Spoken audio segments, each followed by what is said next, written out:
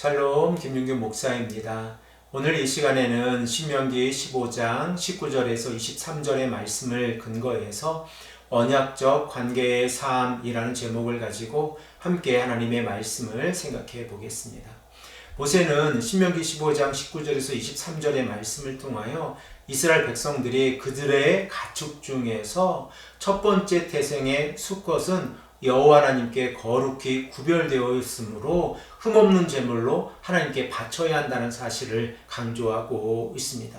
그러므로 이스라엘 백성들은 하나님께 속한 것을 인간적인 용도로 사용할 수 없으며 오직 온전함으로 하나님께 예배로 나아가야 합니다. 또한 그들은 피는 생명력이 있으므로 먹지 말고 땅에 쏟아 버려야 합니다.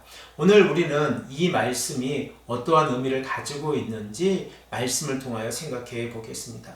본문 19절에서 20절의 말씀을 보면 모세는 이스라엘 백성들에게 소와 양의 모든 처음 난 것의 수컷을 구별하여서 하나님께 드려야 한다는 사실을 강조합니다. 우리 다 함께 이 말씀을 읽겠습니다. 내 소와 양의 처음 난 수컷은 구별하여 내 하나님 여호와께 드릴 것이니 내 소의 첫 새끼는 부리지 말고 내 양의 첫 새끼의 털은 깎지 말고 너와 내 가족은 매년 여호와께서 택하신 곳 내 하나님 여호와 앞에서 먹을지니라. 이스라엘 백성들에게 있어서 소와 양의 모두 처음 난 수컷은 거룩히 구별한다라는 의미를 내포하고 있습니다. 그러므로 이스라엘 백성들은 하나님께 드려지는 첫 번째 태상의 수컷을 통해서 이익을 창출하거나 어떠한 목적으로도 사용을 하면 안 됩니다. 모세는 그 예로 첫 번째 태어난 송아지를 통하여 농사일을 시키거나 양털을 깎지 말아야 한다는 사실을 강조해서 말씀하고 있습니다. 이 사실을 통하여 우리가 깨닫는 것은 하나님의 주권적인 이 언약적인 관계를 깨달을 수가 있습니다. 이스라엘 백성들이 애굽에서 노예 생활을 하고 있었을 때에 하나님께서는 그들을 출애굽시켜 주셨고 그들로 하여금 오직 하나님의 택하신 백성으로서 이 땅에서 구별된 삶을 살아가기를 원하셨습니다. 그러므로 하나님께서 이스라엘 백성들에게 요구하시는 삶은 그들이 가지고 있는 모든 동물들 가운데에서 첫 번째 태어난 수컷을 하나님께 거룩히 구별해서 드리는 것입니다. 그리고 또한 그 제물은 하나님 앞에서 온전한 상태로 드려져야 합니다. 우리가 레위기의 말씀을 통하여 여러 번 생각해 본 바와 같이 하나님께 드려지는 이 제물의 특징은 온전함이 중요하다는 사실을 강조하고 있습니다. 그러나 만일 그 제물 가운데에서 온전함을 가지고 있지 않다고 하면 그 제물은 하나님 앞에 드릴 수가 없습니다. 우리 다 함께 21절, 22절의 말씀을 한 목소리로 읽겠습니다. 그러나 그 짐승이 흠이 있어서 절거나 눈이 멀었거나 무슨 흠이 있으면 내 하나님 여호와께 잡아 드리지 못할지니 내 성중에 먹되 부정한 자나 정한 자가 다 같이 먹기를 노루와 사슴을 먹음같이 할 것이요. 흠이 없는 제물만을 오직 하나님께 드릴 수 있으므로 첫 번째 태어난 수컷 가운데에서 흠이 있는 제물은 하나님 앞에 드릴 수가 없고 가정에서 함께 먹을 수가 있습니다. 특별히 이 제물을 부적합한 상태에서 가정에서 먹을 때에 허용되어지는 것은 하나님 앞에서 율법적으로 부정한 자들도 이 음식을 나누어서 먹을 수 있다는 사실입니다. 그러나 그들에게 제의적이든 세속적이든 금지되어져 있는 것이 있는데 바로 피는 먹을 수 없다라고 하는 사실입니다. 그러므로 피는 땅에 쏟아 부어서 생명의 그 근원으로 다시 돌아가게 해야 한다는 사실을 우리가 말씀을 통하여 여러 번 생각을 해 보았습니다. 그러면 이 말씀을 우리들의 삶 가운데에서 어떻게 적용해 볼 수 있습니까? 모세는 이스라엘 백성들에게 있어서 하나님의 것을 구별하여서 하나님 앞에서 온전한 삶을 살아가기를 원하고 있습니다.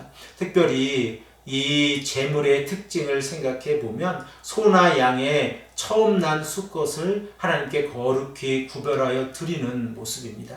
우리의 삶 가운데에서 가장 중요한 것은 무엇입니까? 우리의 시간과 재능과 힘과 노력과 그리고 우리가 가지고 있는 모든 것들 가운데에서 첫 번째 것을 하나님께 온전한 상태로 드리는 것은 언약의 관계 가운데에서 하나님의 주권을 인정하는 삶입니다.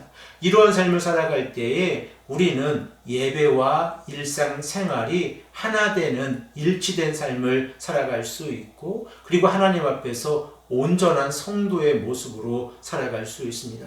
두 번째로 흠없는 것을 하나님께 드려야 한다는 사실은 우리의 삶 가운데에서도 흠없이 온전한 상태에서 하나님 앞에 나아가야 한다는 사실입니다. 우리는 하나님을 찾아야 하고 하나님을 예배하는 자로 살아가야 합니다. 그 모습 가운데에서 우리에게 요구되어지는 것은 하나님 앞에서 진실된 모습입니다. 우리의 삶이 하나님 앞에서 온전하고 진실된 모습으로 나아갈 때에 하나님께서는 우리의 삶을 통한 하나님을 향한 헌신을 받아주시고 그 헌신을 통하여 언약의 백성들에게 복을 주신다는 사실을 우리가 말씀을 통하여 다시 한번 깨닫기를 소망합니다. 마지막 세 번째로 생명의 존엄성에 관하여 우리가 생각해 보기를 원합니다. 이스라엘 백성들이 제의적이든 세속적이든 피는 먹을 수가 없습니다. 그 이유는 피는 생명력을 가지고 있기 때문에 그렇습니다. 생명력을 존중하라는 이 말씀을 오늘날 우리에게 적용해 보면 가난하고 연약한 자들의 그 생명 또한 우리가 중요하게 생각하고 그들이 이 땅에서 함께 살아갈 수 있도록 그들을 돌보아 줘야 한다는 사실입니다. 구약 백성들 가운데에서 고아와 과부와 고류민들은 그들의 공동체 안에서 연약하고 약한 자들이었습니다. 그러나 이스라엘 백성들은 그들과 함께 살아갔고 그들을 돌보는 삶을 살아갔습니다. 우리의 삶 가운데에서 가장 연약하고 가장 약한 자들은 누구입니까? 그리고 우리는 어떻게 그들을 도와주고 있고 하나님의 사랑을 실천하고 있습니까?